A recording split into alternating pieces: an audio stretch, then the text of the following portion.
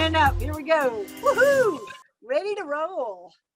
I see a lot of people already jumping in here. Awesome. Mhm. I'll close my window. Good Better morning. silence. Good afternoon. Good morning. Hi, Carolyn. Let me see your nails, Carolyn. They look cool. Oh, yeah. She's fancy. I like it. Fuchsia. My Like favorite color. Mhm. I like it. Hi, Bill. Hi, Jim. Good morning. Dennis. Hello, everybody. Welcome. Well, I only say hi to if I see your face. If you're hiding from me, then you lose. There you go. Hey, good morning, Marie Louise. That's what I'm talking about. I'm in the office, but I'm trying to get a beach vibe. What do you guys think? Right? Woo-hoo-hoo. This behind me is Pompano Beach, so one of my favorite little places. Everybody ever been to Pompano Beach? Nice little quiet place, right? Yeah, I grew up in a small beach town like it, Satellite Beach in Florida. Yep. Man, the thing about flying down there is the air traffic. There's so many small private, there's so many aviation enthusiasts is what I want to say. And so there's so much air traffic, low flying air traffic, but that's okay. I know how to fly and get out of their way. Or maybe one day I'll be big enough to get a temporary flight restriction like Jim gets. And then when I fly, they'll be like, oh, wait, First Lady's flying. We need to stay out of her way. There you go. You know, that really was, to attain to. that was one of my monumental moments when there was a TFR issued and it was actually for my operation. I know, I felt pretty badass that day. I bet. Yep, I'll never forget that. That's like on my bucket list. Yep. I guess. Yeah. The future's so bright, I gotta wear shades, right, Jim? You aren't somebody until that happens, right? That's right.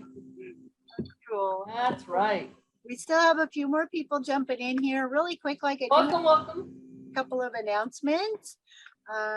So I'm going to run through those really quick, like while we have people jumping in. So I don't know if you were here last week, but we were able to post that we have a contest for commercial UAV ticket, right? So, hey, hi Jennifer, I see you jumping in there. And so still have a few more people jumping in. Want to make sure we have enough time for everybody to get in here. I'm going to actually put in the link. So really quick, like who's planning on going to commercial UAV? Yeah, well, yeah, Jennifer, you better. Jennifer will be ruling that place, right, Jen? Hard not to be there when it's local. That's right. Isn't that so true? So Women in Drones has a contest. And so here's the link if you'd like to do the giveaway. And so just go ahead and click on that. And then I just want to do a little shout out while we're letting people in here. We got a lot of people jumping in here. Super cool. They can't wait to see our spotlight speaker, right? So really quick, like as far as commercial UAV, that's just right around the corner. It's coming up. It's like in September. So it'll be here before you know it. I'm going to put another post in here. Wow, I'm full of like links for you today. I'm going to put a link in there into the chat for if you'd like to find out information about it, coming up in September, the date, where it's at. Some of the super cool speakers that are coming up is really exciting. I get to be a moderator for a panel. Yay, I'm excited about that. But I see Tawny's on here. She's in a panel. Jennifer Pigeon, they have stuff going on. They've got an amazing mapping workshop that's being available. There's so many other things. Do you remember when Tony Drummond was on the Coffee Connection? She's going to be on a panel. So a lot going on. I encourage you to check that out. We have many other people. Oh, even Founts Bounce is not here today, but he's going to be there. Kimberly Penn. It's super cool. Can't wait for that to come up. So check that out. Got a link in there for you. With that, now I am actually, I think we have pretty much everybody in here. And I think a lot of people are excited to hear from our spotlight speaker today. I'm excited, I know. And so we actually have David with Drone Harmony. He's a co-founder of the company. He is the lead and core R&D activities for the company that include full 3D technology, which I love. Prior to Drone Harmony, David was a staff scientist at Swiss Federal Institute of Technology. And then if you ask him, what do you like to do? What do you enjoy? He would tell you, David enjoys the application of algorithmic and solving complex computational problems related to our physical environment. David, we're super excited to have you here on the Women in Drones Coffee Connection. I am going to make you spotlight for everybody. Super excited. Thank you. Thank you, Desi. Thank you, everyone, for being here. I'm quite humbled by the number of people in this call or in this meeting. It's the second time I have the pleasure of being here, so I had a great time the first time. I have no doubt that it will be the same this time around as well. I've prepared a presentation that I hope will not make your morning too heavy or too, let's say, difficult. My idea is to give you some energy for the rest of the day. My day is ending here in Europe already, so I hope that that will work out for us. So sharing my screen here now. So what I'll present is basically, one can say, kind of the results of the finding of my company on designing good flight planning apps for drones. And specifically today, I'll focus more on the app side of things, not so much on the whole software ecosystem, but rather really on the flight app and what we've learned throughout the not so many years, but for the drone industry, quite a bit of years by now, from designing apps for these types of use cases. So I'm the CTO of the company, Drone Harmony. Just to give everybody an idea, we are based in Europe, Switzerland, in Switzerland, in Europe, and we out of Zurich. And we're a company of roughly 20 people, so not big, but significant in our eyes. We started really as a small team 7 years ago or so, of 3 co-founders, and we've been really excited to see where the industry has developed, what the industry has developed into in the last 7 years. So we were seeing a lot of transformations, and we've had the product on the market already 6.5 years ago, and that product was a flight app. And today we have another flight app, and actually quite a new flight app. And I'll be showing you some of the aspects of this new flight app, and I'll tell you why we designed it the way we designed it, and what about our learnings from the last 6 to 7 years, let's say, on the market has brought us to some of the design decisions that we've made. So Drone Harmony, slides. So Drone Harmony is focused on drone data capture. So drone data capture, that means for us flight planning. So flight planning means flight route planning, as well as flight execution. So that means collecting the actual data. So the ground station software itself. That's what we're going to be focusing on today. So drone data capture happens in really a wide variety of environments and use cases by now. I've put a collage of pictures of data acquisition that our customers and partners have performed just this year. Some of them are in volcanoes in Japan, others are in the mountains in Switzerland or in Alaska or in Australia, in industrial sites, etc. So the variety of use cases is just growing all the time. And so is their complexity. So 7 years ago, we started with this mobile app that you see here in the bottom left. It's just a screen from that app. And by now we've acquired quite a lot of experience. So we have about 7 years of experience really on being live on the market, whether commercial or in beta, altogether roughly 7 years. And we've accumulated quite a few automated flights with our products. So in particular, for the commercial market, we've accumulated roughly 300,000 commercial flights with our mobile apps by now. So we've seen a few things, how people do things, how people prefer to do things in various use cases. So if I were to summarize kind of in 3 bullets, what were the main findings throughout these 3 years, they would be probably the following three bullets. So when you design such an app, you really want it to be as simple as possible, but not simpler. So I'm sure many of you will recognize this quote. And this is really true. It's very important to simplify things because flight planning, flight execution in particular is a complex task. It requires spatial awareness, etc. However, it's very easy to oversimplify things and essentially neglect a lot of things that could really improve the workflow or make things safer. And another thing, which kind of a little bit maybe goes against the buzz in the industry, is that everybody's focused on automation, and we too are focused on automation. We think that's kind of the ground, let's say that's the most exciting aspect of the technology. However, there are certain things that are more important than that, and that's the sense of safety. So the sense of safety when a person is using your mobile app for flying their expensive drone, they need to feel safe about it. And it's also more important to have generally a good workflow and a good process. So the mobile app should be part of a software package that has an overall good workflow. That means whatever needs to be done in the field should be possible to do it in the field. Whatever needs to be done in the office, there should be an option to do this in the office.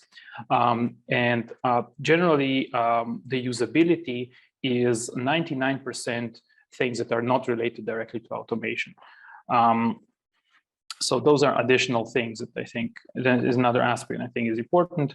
However, having said that, I do still believe that automation is going to be the key to unlock more of the use cases that we all hope that will be unlocked in the near future and are being unlocked already. And that's still what, in our view, technology should be striving to achieve, because the other aspects can be, it's more of a UI. It's more of product design and UI design rather than rocket science as far as the automation aspect. So I'll note 3 trends that we've seen in the drone industry. I'm sure most of you have noticed them already, and those are kind of guiding principles for our current mobile app as well as our future mobile app. So one obvious thing that everybody who has DJI drones has probably noticed, especially if you're using commercial grade DJI drones, is that more and more we see built-in screens in our built-in mobile devices in our controllers. So in particular, almost all new DJI drones come with built-in screens and no controllers that support those devices outside of those which have built-in screens. So in particular, what this means, of course, there is a huge added value as far as comfort and integration in general when a built-in screen comes together with a remote controller, but that makes life very difficult for third-party developers because they need essentially to be married to this hardware that's built into this device. And in many cases, there's not even a way to connect an external mobile device. So the smart controller is a great example for DJI drones. That would be an example of a device which is, of course, built in. You can connect an iOS device to it. You cannot connect another Android device to it. So overall, it's a controller that's built to be used with its built-in device. So a software that's designed to control such drones should be able to run on such devices. And there's a lot of challenges in there and a lot of limitations that come along. In addition, one thing that's also a clear trend in the industry, and I'm exemplifying everything on DJI drones, but I think this can be said across the different platforms. If 6 and 7 years ago there was a one drone, there was the Phantom 4, or before the Phantom 3, and there was maybe a Parrot. There was one drone for all tasks. It was still today, the Phantom 4 Pro is a drone for all tasks, interestingly enough. But back then, it was definitely the case. There was essentially kind of one drone for all tasks, at least in the vast majority of the commercial space. Whereas today, it's really very, very specified hardware for specific needs. So if we're talking about very high resolution mapping, we'll be looking at something, the M300 plus P1 payload, maybe plus even the phase 1 P3 payload, things like that. Whereas if we're looking at public safety, then maybe the M30 with its built-in payload. If we're looking at inspection or thermal inspection, Mavic 2 Enterprise Advanced.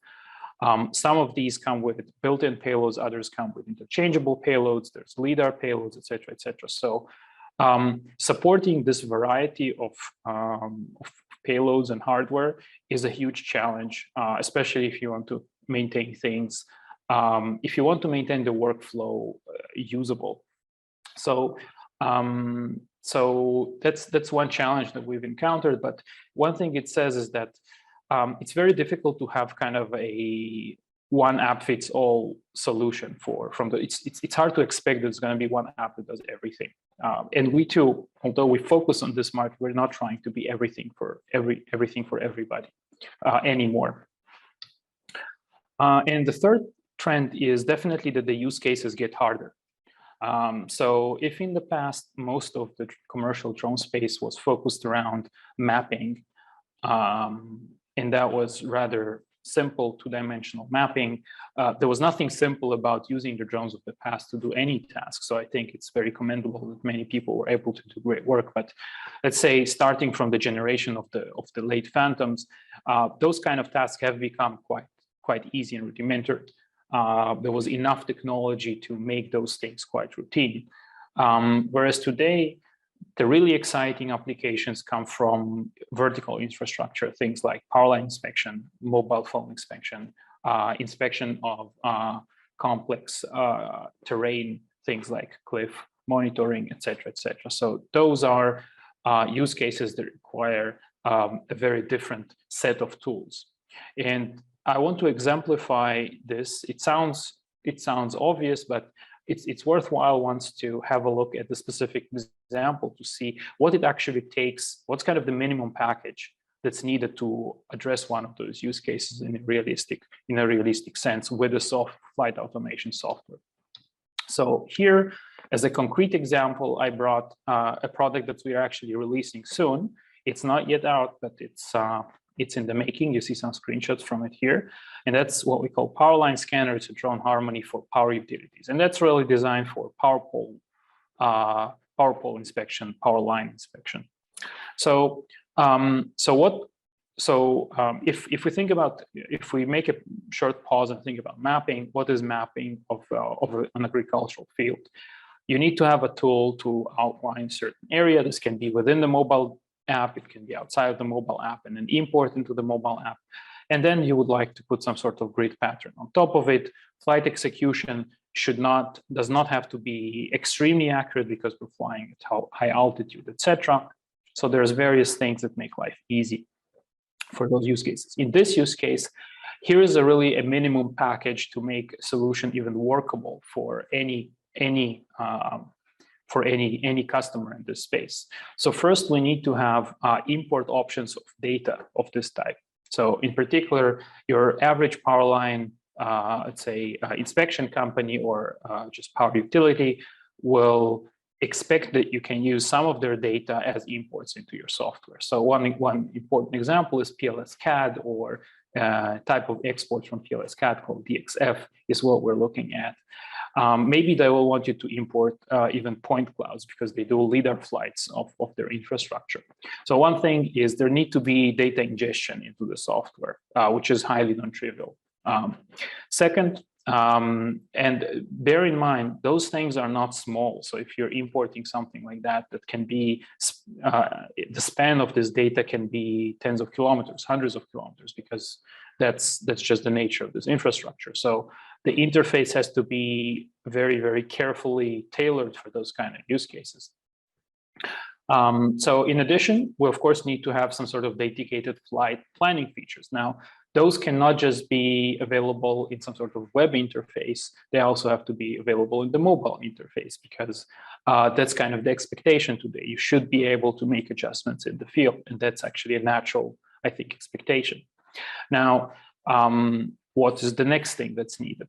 Well, if this data, this data that we can ingest into the software might be very perfectly georeferenced. So we know exactly where each pole, each line is, but where do we take off with our drone? If we take off with our drone in some place, let's say on the top of the hill, it's not the same as if we're taking off in the valley. So all of these differences require additional data integration, things like terrain models, to make this a usable workflow. What else is needed? You know, when we fly the drone, we might be flying an expensive payload, which is great for resolution, which is great for accuracy. However, it will often have very narrow field of view, very narrow focus range. So an example of that would be the Phase 1 P3 payload that you see here on the bottom right. Extremely high resolution camera, costs $60,000 or more. However, it's very, very difficult to focus on anything very easily during flight, just because the focus range is extremely narrow, because it's just this type of camera. But when things are in focus, it's amazingly sharp and very high resolution. So what that means is that you cannot have even the smallest deviation in your positioning in flight.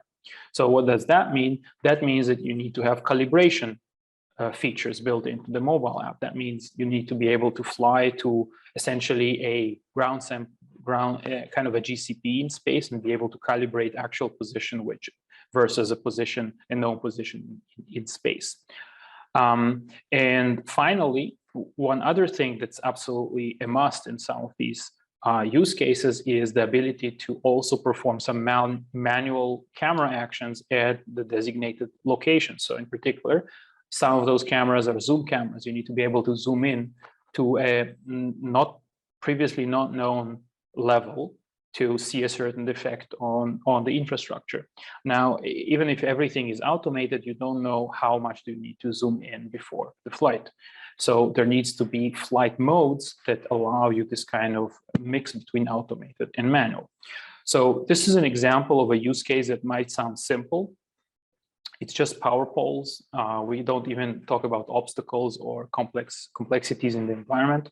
But even this seemingly simple use case requires all of these tools to be able to even have a workable, first workable solution if you want to have any form of automation in. Of course, one can always fly manually and have great results. It's just difficult to scale these kind of workflows and to have them repeat, let's say. So all of these things are important. And this is just the beginning. Of course, if you want more, you might want to be able to adjust for obstacles. You might want to have data flows. You might want to be able to react to bad focus, bad exposure, all these things. So there's a lot of complexity that's hidden behind what we think about as just the ground station software or the flight planning software. So, so this is just to give, to exemplify the point that we are really getting into harder use cases now. It's really no longer possible to kind of hope to rely on simpler solutions if we are going to make progress on these use cases.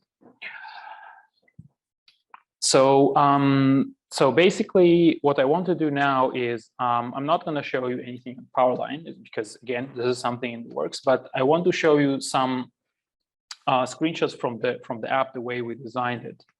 And for this, I have my mobile device connected as well. And I promise I won't be speaking for much longer.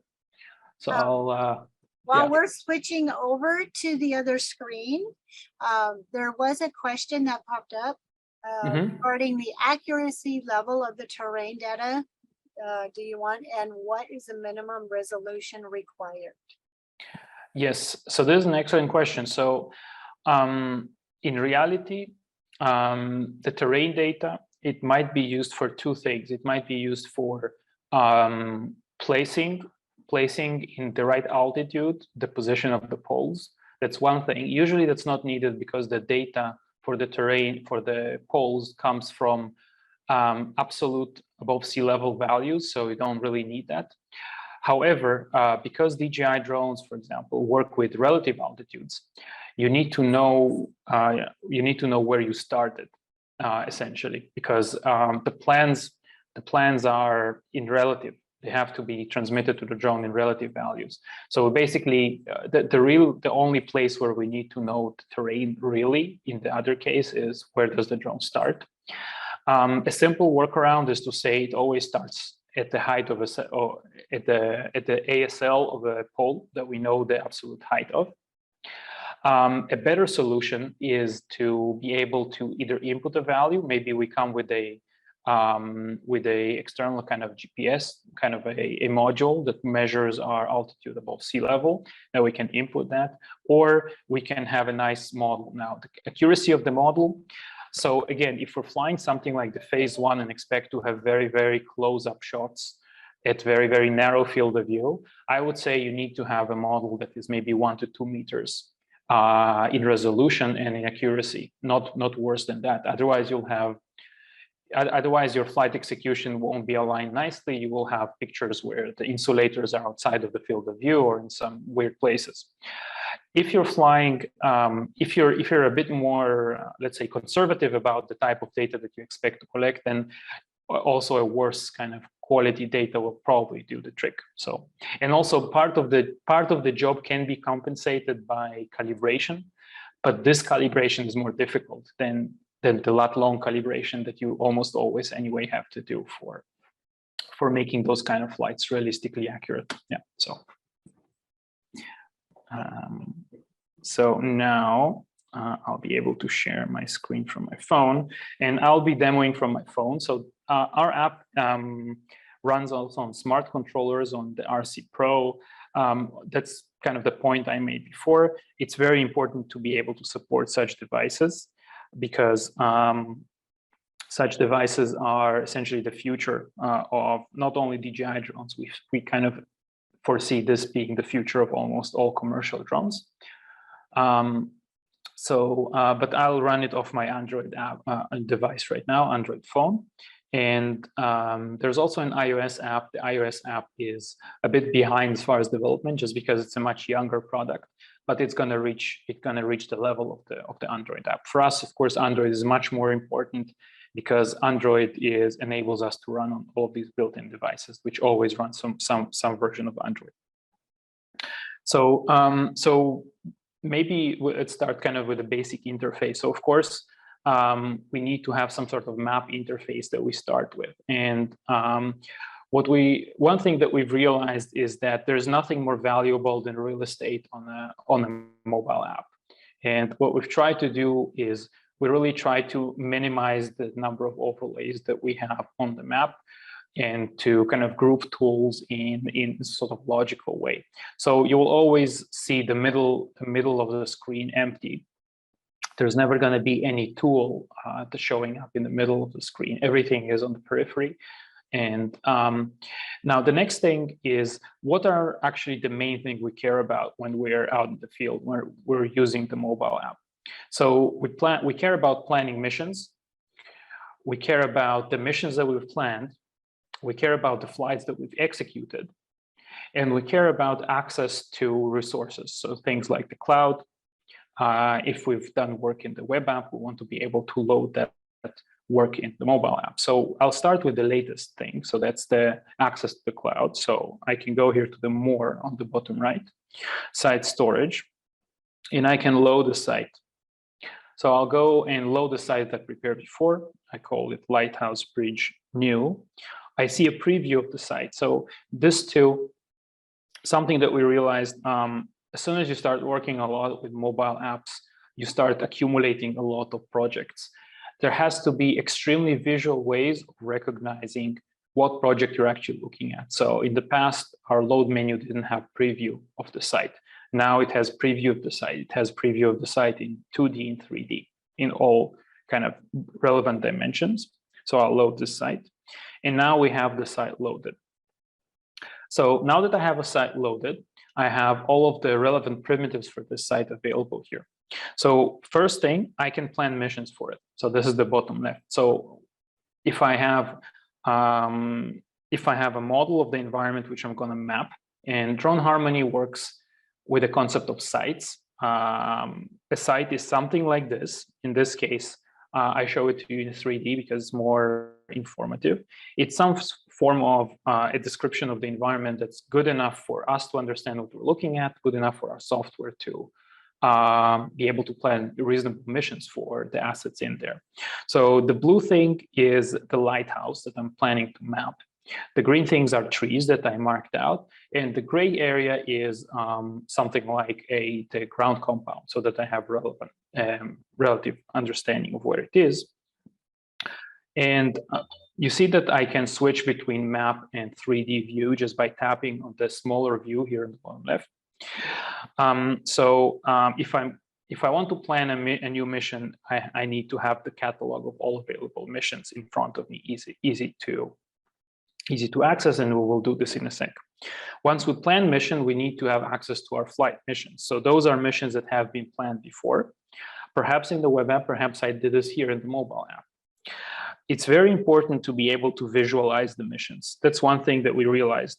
This gives a huge sense of security to people especially when they look at the vertical infrastructure type of use case, to be able to look at a mission and also simulate the flight execution and understand how the flight execution will look like, both in 3D and 2D. Depends on the mission. Sometimes it's more useful in 2D, sometimes it's more useful in 3D. So this is kind of a perimeter kind of inspection mission for the lighthouse. And it avoids those trees because I planned the mission after I modeled the trees. This is one feature of drone harmony. So those are missions.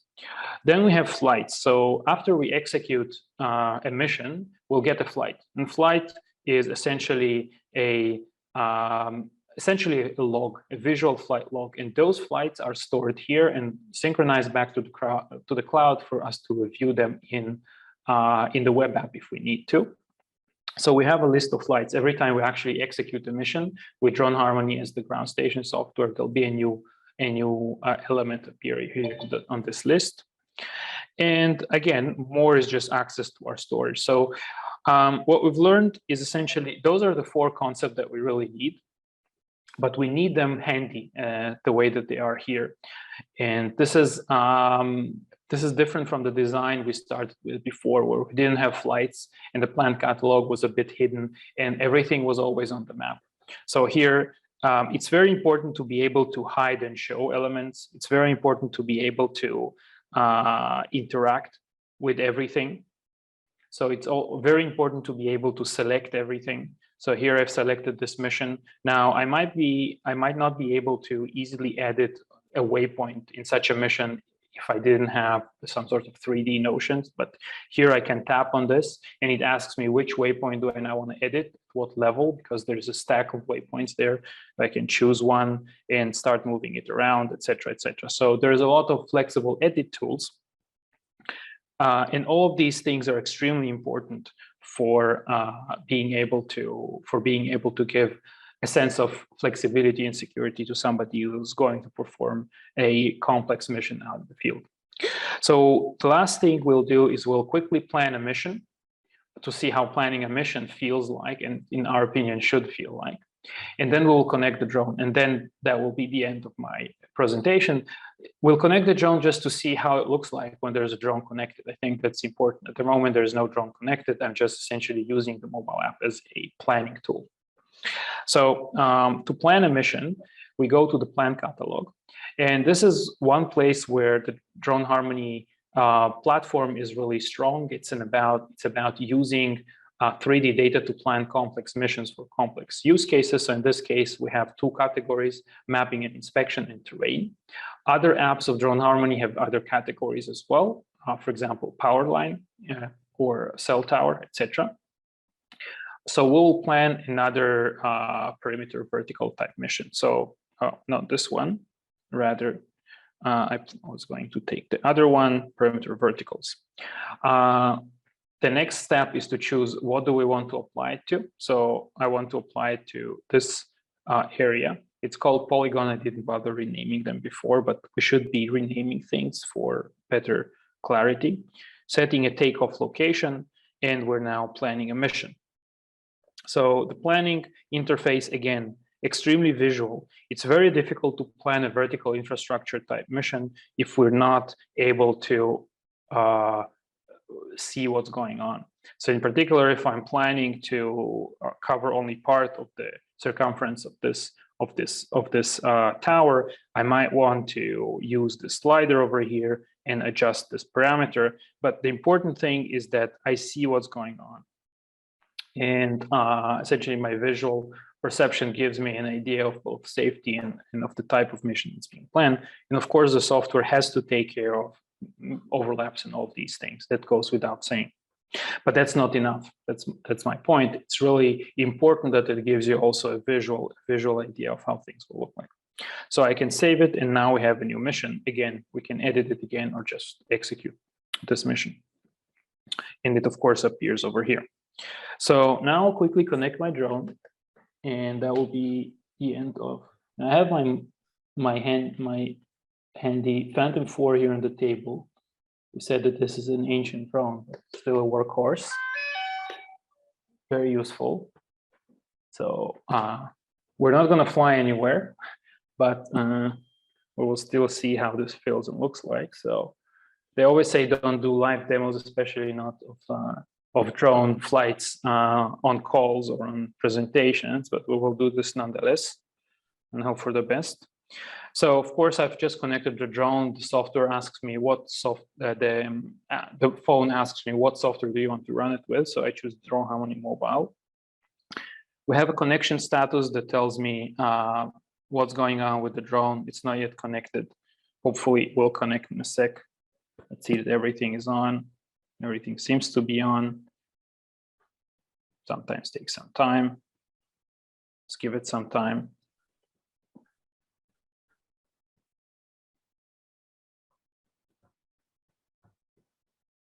Let's give it some more time. If it doesn't want to, we will connect it again. Hopefully this time it's a bit faster.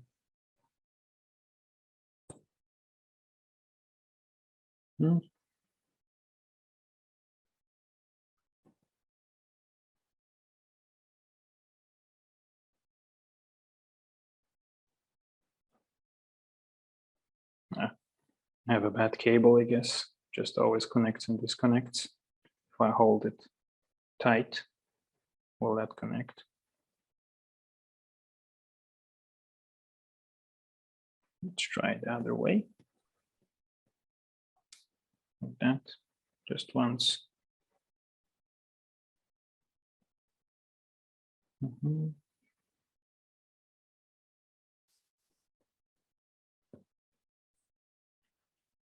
So while we're waiting for it, is there any questions? I know we've had a few that had popped up, but they've already been addressed into our chat. So if anybody has any questions about it, this is a great time to start thinking about them, putting them into our chat.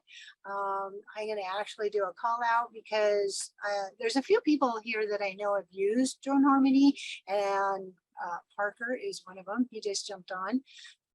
And then just doing that vertical inspection is just such an amazing feature. And so if anybody has any questions about that, that's kind of a unique feature. And so if anybody wanted to ask any questions about it.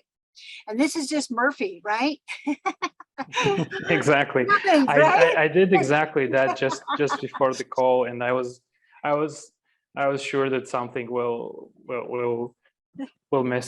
be messed up with the connection. I changed like 3 cables before. Yeah. I think not to have a proper USB-C cable in the office. I even made my colleague bring me one from home. But yeah, we'll try it again. But I'm happy to take questions in the meantime. I will just keep on doing this in the background until we get connected. It's also possible that something with Zoom running in the background, it's kind of too much for the phone. I hope it's not. I hope it's not gonna really stop us from seeing this. but I'm happy to. So that would be kind of the end of my presentation after we once connected, see essentially telemetry, how it looks like when a drone is connected, but could be that I have here. Having that three-dimensional visual is just so important, and there's been several comments popping up in our chat regarding that visual, and so that is a really unique feature as well. That's really nice. I would kind of like to get a little bit more information. I know you had kind of talked about being able to upload information from CAD or LAS or something like that. And yes, I can imagine that is a really big, bulky file to be working with. So can you sort of tell us a little bit about that workflow as far as implementing that aspect into the pre-flight planning? Yes. So this goes into primarily things related to the web-based planning. So essentially, when we deal with large-scale infrastructure, and that can be LAS for power distribution for data, or that can be just that can be, for example, terrain data. Those things are not really small enough to be dealt with like we deal with a polygon that marks out an agricultural field, or even the type of inspection site that we've seen now in the mobile app. So in Drone Harmony, what we try to do is try to treat these things as layers, as data layers, like a map is a data layer. Because that's the only realistic approach for dealing with this kind of data. Now, specifically for power lines, what we will be doing is we will have a PLS CAD importer, essentially. So if people are not familiar, PLS CAD is a very common modeling, essentially language or software for power utility. Not every power utility has this data. That's a challenge. It's generally very hard to find two power utilities that have the same type of data. And that's a challenge for us because, of course, we want to enable them to import their data to be able to import their data into our software. But PLS CAD seems to be kind of a common denominator that is common among some of the utilities that are further along the way in the digitalization of their infrastructure. And the import of that is essentially shape information. Maybe what I can do is I can show this instead of trying to continue connecting, because my drone just doesn't want to, at this point, connect here in the office. I'll try again later. But since the question has been asked, what I can try to do is I'll stop my share from here. Continue trying here. I'll start sharing again from here, and I'll switch over quickly to my, actually I have things open here. I'll show how this data looks like, how such data looks like. This is the Drone Harmony web app, by the way. It's the, let's say it's the web analog of Drone Harmony mobile app. And this is where we really do all the heavy duty planning whenever we have to deal with very large data. So for example, if some company comes and drops a huge terrain file on us, that's not something that a mobile app can deal with or a mobile phone can deal with. So that has to happen in Drone Harmony Cloud, and we have access to the data and planning for that data through the Drone Harmony web app. So this is an example. This is actually a preview of our power line scanner product for power utilities. If I switch here over to 3D and zoom in, you will see what kind of data we're talking about here. So this is power poles, essentially. They are they're essentially semantically segmented into whatever are the lines, whatever are the pole components, where there are insulators, etc. And what we provide is the ability to import data in the right formats, and it's populated in Drone Harmony interface. It will be populated also on top of terrain data if terrain data is available, and then we perform flight planning. So this is an example of flight planning for a sequence of such poles. where we have, for example, those pictures. It's a specific kind of plan. It's designed to capture data from the single insulators on each tower, and then to perform one or two overall kind of shots of the tower, and then fly over the power lines, pardon me, take pictures along the way, and do the same in the next pole. So you see how things are perfectly aligned, but that's what I said before. This is first step one. It's being able to ingest this kind of data, plan these kind of missions based on this data, provide a workflow that's usable to do that, because here we have an example with maybe 15 poles or something like that. A typical import can have 5,000 poles spread over 10 kilometers. And then where do you even start offering flight planning? What parts? There's UI, UX mess that needs to be resolved. But even if we get this resolved, then the next step is, how do we guarantee that this picture here out there in the field will indeed have this insulator centered in such a nice way? And this is where essentially the mobile app comes in again with all of its calibration kind of tools that help us align things if they're not aligned well, etc. So that's an example for power, but I can give you another example for terrain. For example, if we're planning a very large terrain mission, it can be linear infrastructure that we're planning across kilometers of terrain. We might want to have the ability to ingest a large enough terrain model that covers the whole area. So in Drone Harmony, terrain is one example of data that is a layer. It's not local. So if I open the terrain tab, I see everywhere where I have terrain data loaded into my app. And in particular, if I ever need to make any terrain aware flight anywhere where I have data, it's just there ready for me to use. And you can imagine that power distribution will also work the same way, just because it's too vast geographically to have it as a local concept. So just to give you an example, I just zoomed in somewhere in Austria, where I know that Austria is completely covered by terrain data. I outlined here just a polygon just to give you an example of what I mean. And now I can plan a terrain aware flight in this area. Why? Because I have this data everywhere I need it to be. So that's the terrain in this area. As you can see, Austria is not a flat country. And this is an example of a terrain aware mission. This is 500 feet. If I fly, let's say 200 feet above ground, we'll see that there's actually quite a large area here. So this is a little bit to dealing with those large data sets. You have to have more than one concept in your software to be able to deal with combinations of local things as well as global large scale things.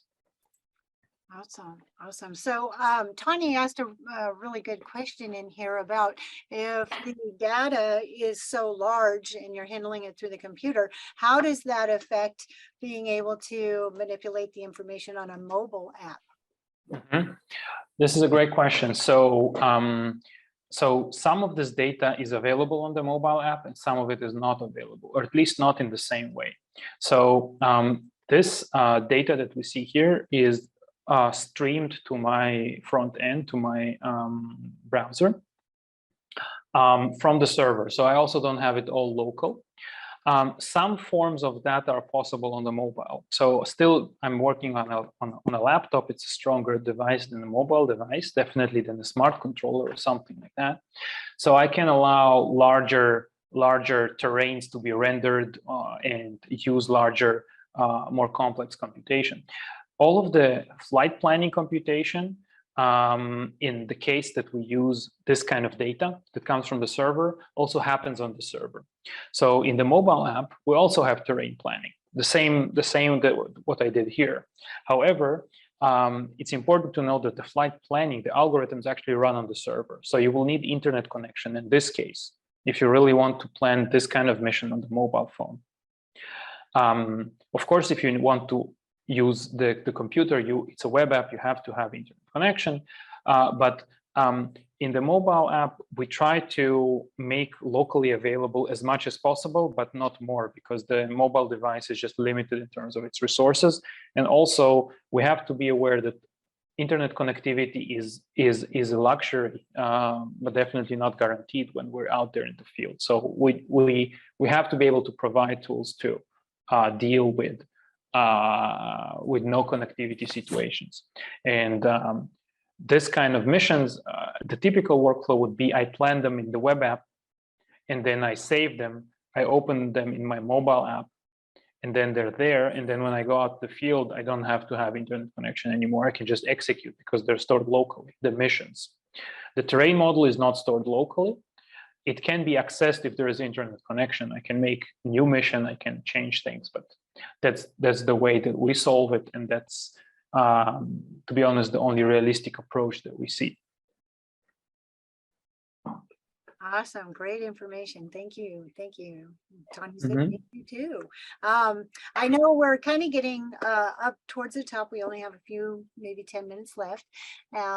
Parker had asked a question regarding, you had covered a lot of the drones and the platforms available type of thing. He was wondering about the SDK for the Mavic 3. Is that Our general impression is that the Mavic 3 will not anytime soon have an SDK. That's just from poking DJI and asking them and not getting any satisfactory answer back. I don't think there has been news on that. There's currently no SDK for the Mavic 3, that's for sure. I do think that they will, so they recently discontinued their Phantom 4, which has been there for 7-8 years. And I'm guessing that they will, they're doing that because they're planning to bring out a new platform. It might be similar to the Mavic 3. So it might be something like Mavic 3 Enterprise, I don't know. It might be something like the M30, but the mapping version of it. And that will probably have an SDK from day one. Whether the Mavic 3 will ever have an SDK, to be honest, I'm skeptical. I don't know, because I don't have my ears inside the DJI headquarters, but just the way that they managed their SDKs for what they perceive as commercial versus cinematography versus prosumer drones, it seems that they put all the efforts now into the commercial and completely neglect everything else for SDK development. And that's unfortunate, because things like the Mavic, if there's going to be a Mavic Air 3 or something, it has no guarantee there's going to be an SDK for them as well. Thank you. Thank you. One other really quick question is right along that lines. What about if they were flying like an Autel or some other platform, the DJI? Yes, we always say that we want to be more open to additional platforms. The truth of the matter is that we just never get around to putting in the effort. So never gotten around to putting in the effort into integrating another base platform, just because it's a completely different SDK. Autel is definitely on the, let's say, top of our list if we were to develop another SDK. Let's say if we were to go and implement for another SDK. It is on our roadmap, but there's currently nothing in the foreseen future, unfortunately. It's really, I would really love to be able to say we support also Autel and maybe also the Anafi AI. That's, I don't know if it's gaining traction in the United States, but hopefully it will one day. But at the moment, what we do offer is we offer export type integration. So you can right click on a mission, you can export a plan in a number of different file formats, and then import them into the mobile apps of the corresponding manufacturers. That's the current way that we kind of give something for these platforms. we want to be more diverse, but at the moment we just don't manage to find the R&D resources for that because our mobile team is just fully overloaded with the products that we're developing at the moment. So this is going to be rolled out in the third quarter, it looked like, as far as the. Yes, the Powerline solution, it's released third quarter, and that's maybe I should put this slide on now. If anyone is interested in information, first, everybody's welcome to email me directly. And second, we also have resources. I will share this presentation with Desi later in case, Desi, I don't know if you intend to distribute it or if somebody asks for it. This is my email. We have contact as well, or support in case you have some great questions. If you're interested in this product, just reach out to us. It's in the making. You've seen kind of a snapshot of it now. But it's coming in Q3. So basically, in the next couple of months, the first iteration that will essentially include this package that I've described here. Awesome. We look forward to that coming out. I suggest that you would take a snapshot, photo, picture, or something of all this information in there. And yes, we'll make sure that once we get the presentation, we can put that up on the Women in Drones website. That's exciting news. So many great things on the horizon. I'm super excited. Yeah, and I think that's, yeah, I mean, we hit almost around hour. I realize I've probably spoken even longer than I hoped, but thanks a lot for thing about it. Yeah. Looks like as a junior pilot here, so in layman's terms, the software allows you to flight plan, integrate a plan into the mission on the app, and then connect the software through your drone. Please correct if they have something wrong. No, this is absolutely correct. Yeah, this is absolutely correct. This is a think about it as a enhanced version of DJI Pilot or DJI Go, which has a lot of flight planning tools. It's more geared towards the industry rather than for manual flight. And it comes with a web app and a cloud kind of app, which is even more kind of flight planning heavy. And those are integrated. When we work in one, it shows up in the other and vice versa. And the mobile app runs also on smart controllers if you need them to, or on Android devices and also on iOS devices. So this is kind of the brief summary. Good to know, because I know there's such a variety of controllers and devices out there right now. It's hard to keep up with every one of them. So, well, that pretty much wraps it up for today. We're right about 2 minutes till. David, we can't thank you enough for joining us, taking your time and sharing this amazing product with us. And I'm glad we had the opportunity to network. Everybody has a way to reach back out to you. And so once I get the PowerPoint presentation, I'll make sure that I forward that on. So anybody can watch and do a repeat if they needed to. Thank you very much. Thank you everyone for staying and for coming in today. And I wish everybody a great day. Yeah. All right. Well, everybody, thank you so much. David, thank you very, very much. And my pleasure, Desi. good to see Thank you, Kim, as well. And we will see you next Tuesday. Bye, guys. Fly safe. Bye. Right. Take care. Thanks, Tim. You too. Yeah, bye. Bye-bye. That kind of wraps it up.